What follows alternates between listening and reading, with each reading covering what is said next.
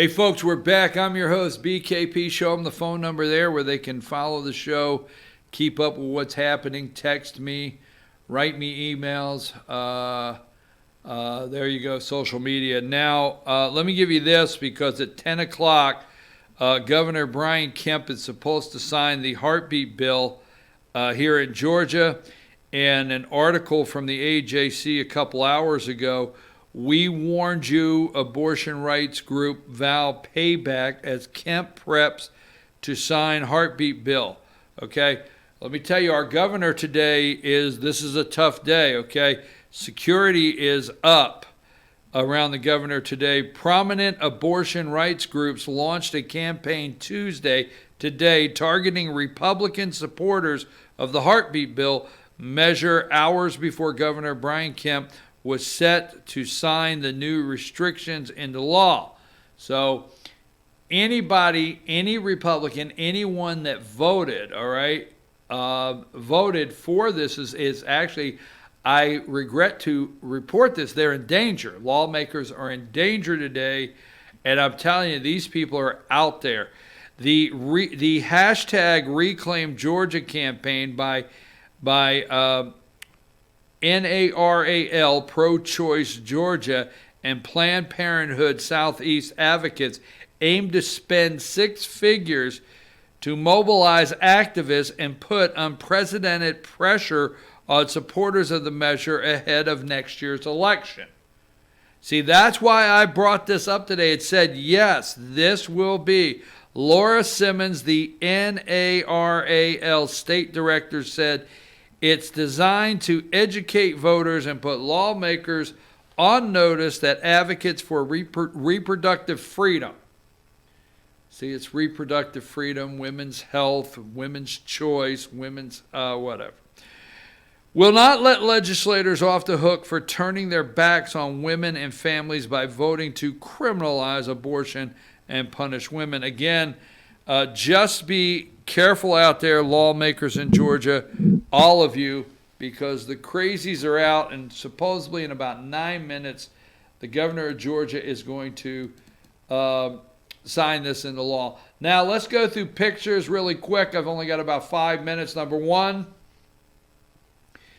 why we know now how corrupt William Barr, the Attorney General, is, because hundreds of former prosecutors say Trump would have been charged with obstruction if he was not the president. Wow.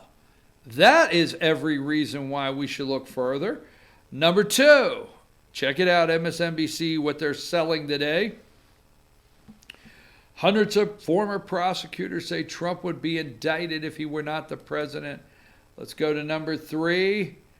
Steve Mnuchin, which the Treasury oversees the IRS. Steve Mnuchin refuses to release Trump's tax returns to Congress. Oh my God. We must have his tax returns.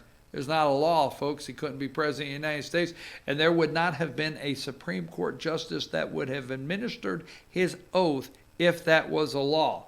Number four, Mnuchin rejects, but we must see the tax returns. Mnuchin rejects Hill's request to hand over tax returns. Number five, okay, I have this guy's name, and I forget it. He comes on every morning. Mnuchin rejects the president's demand for tax. He is their legal analyst there on MSNBC. Now, here's one. I love this one, and I got a minute here. Let me set this up before we go to it. So 2 days ago, Trump says, he tweets out, all right, and he says, look, we're not going to get pushed around by China any longer. It's not going to happen. This trade deal is going to be good for America. See, there's that America First thing that Donald J. Trump has going on, and people are like, what? Like Joe Biden, what? America First, really? That's a novel thought, but the president, he is fixated on you, the American people. So China, he's saying, no, no, no. This is the way the deal is. I'm going to put the tariffs on this week. All the media goes nuts yesterday. The stock market goes down. Oh my God, Trump again with the tariffs. Number six,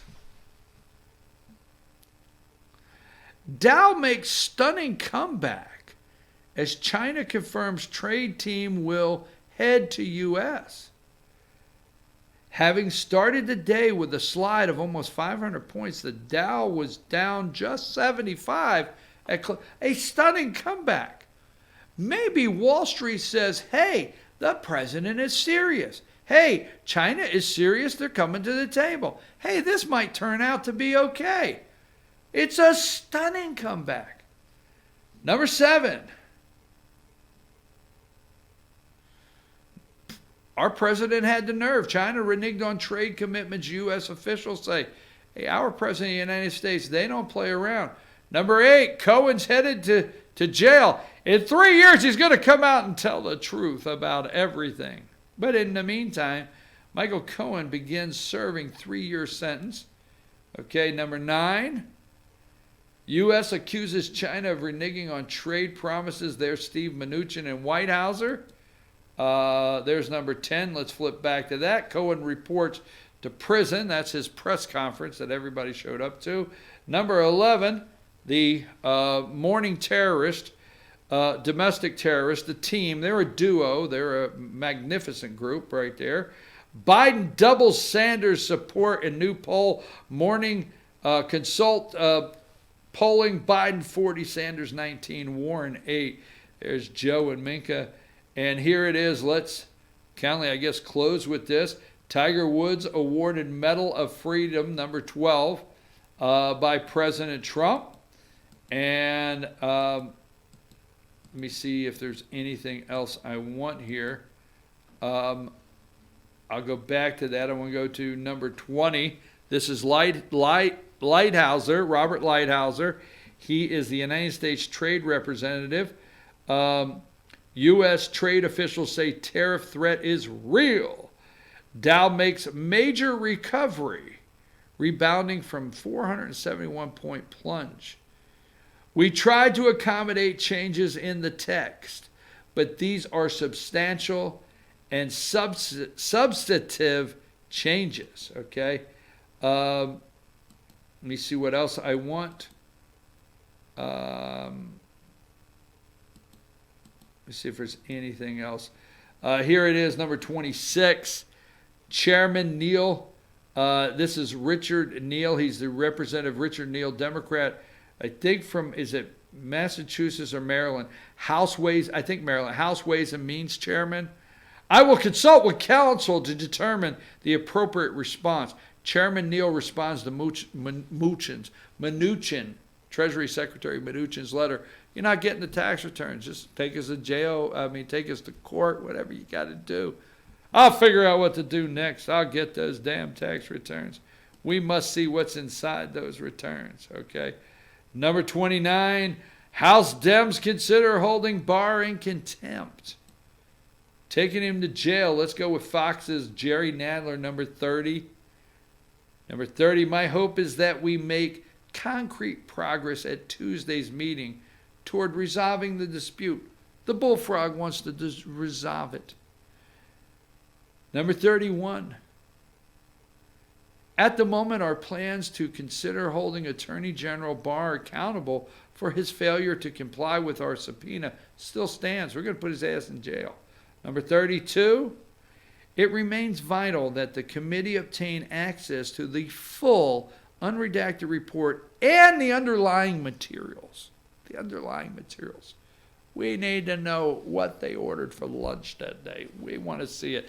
And then we want McGahn and we want Mueller in here so we can get the sound bites ready. Folks, that's all I'm going to go with today. Don't forget, we have our new buffoon alert. Let's go with that. There he is. That is the buffoon alert. Caution, Joe Biden. We will be using that for the next 2 years. And do you have, when is the last time that there was a new cabinet position created? I say if the Democrats win, they're going to create a new cabinet position and show who's going to be in charge there, Josh.